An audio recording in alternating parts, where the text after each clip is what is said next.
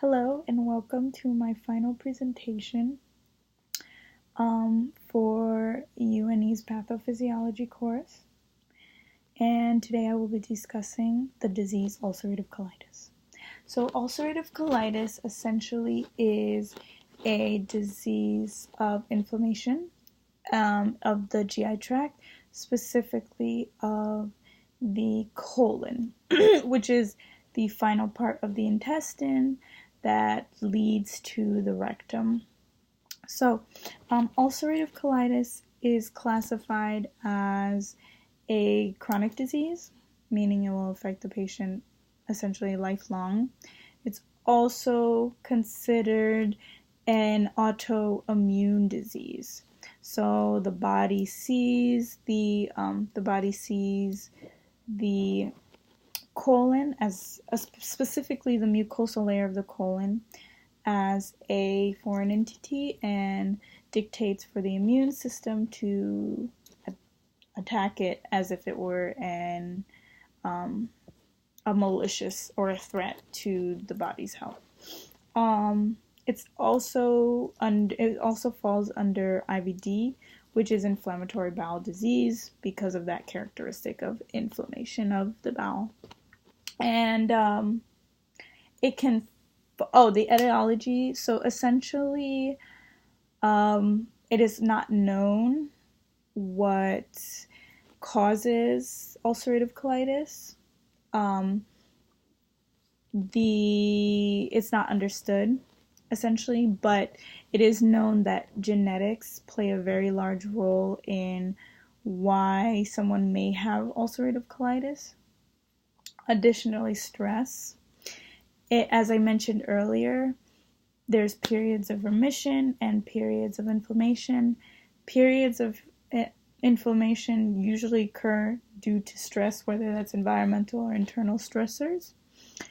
So genetics and stress are really big players when it comes to a person being diagnosed and having flare-ups when it comes to ulcerative colitis. It can fall under the syndrome of abdominal hemorrhagic syndrome. Essentially, ulcerative colitis, as I said, the immune system will begin to attack the mucosal layer. And what that means over long periods of time is that there can be tiny tears and hemorrhages in the colon that might cause some bleeding or even a little bit, or even some ulceration.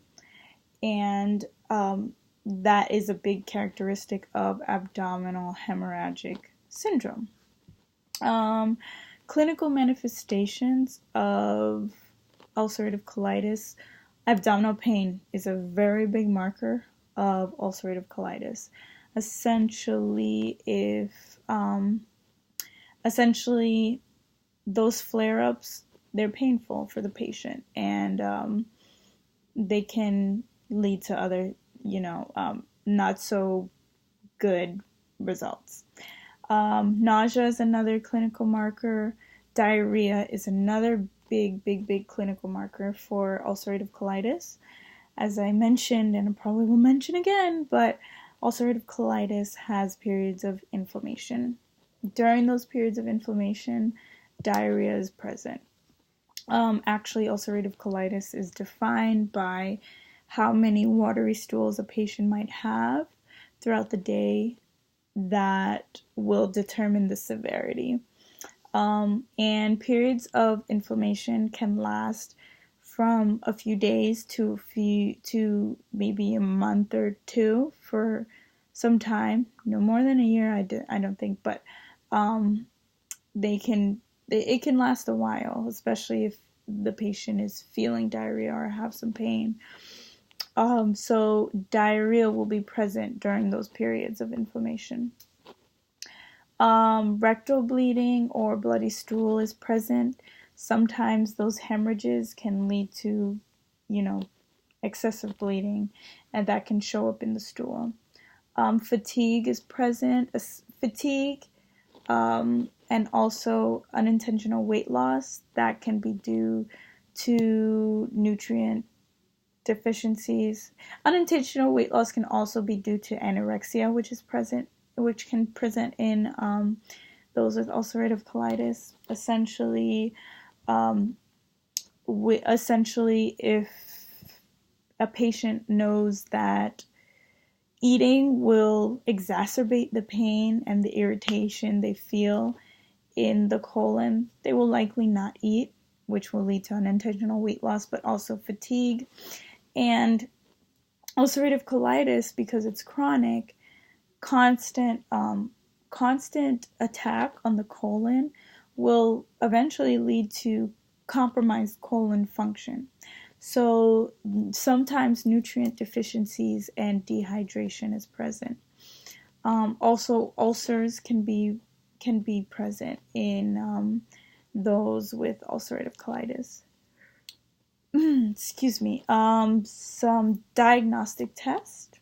So ulcerative colitis is usually diagnosed through colonoscopy, endoscopy, specifically colonoscopy.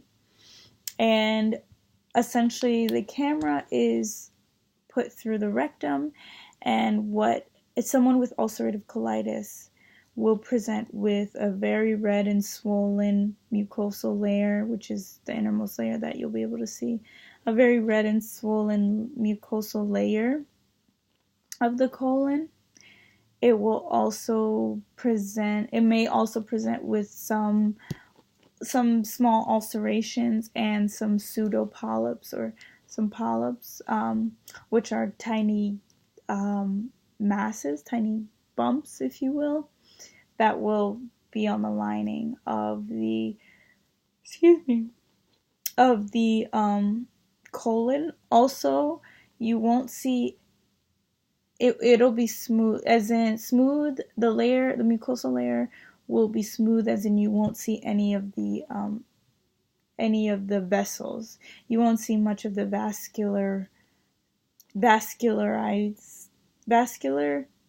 the vessels that line the mucosal layer of the colon.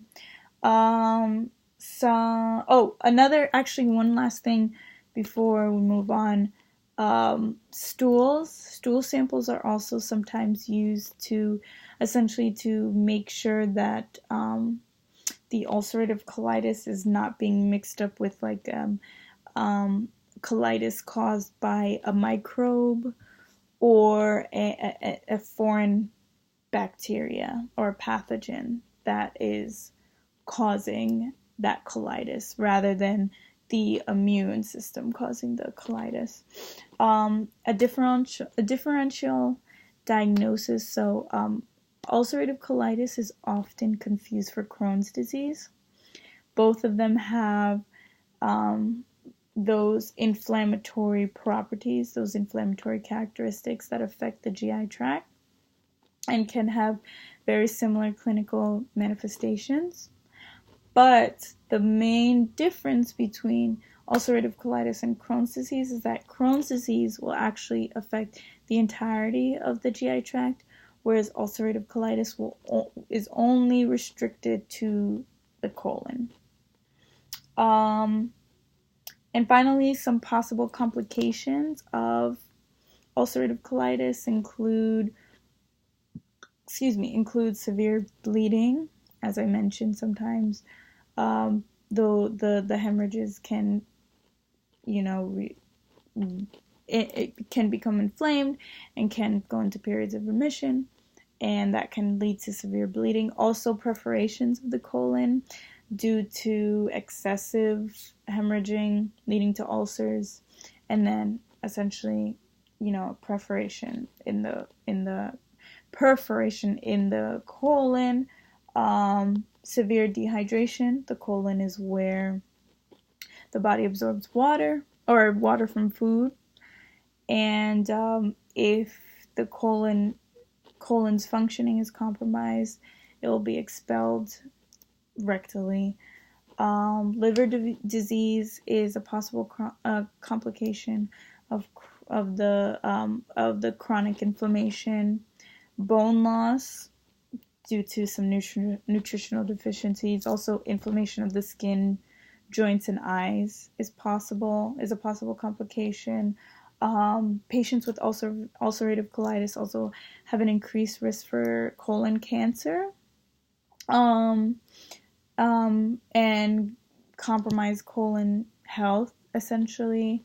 And I think patients also have an increased risk of blood clots. Patients with ulcerative colitis may have an increased risk of blood clots. And that is most of what I will be discussing. Oh, actually, all of what I will be discussing today about ulcerative colitis. So thank you for listening.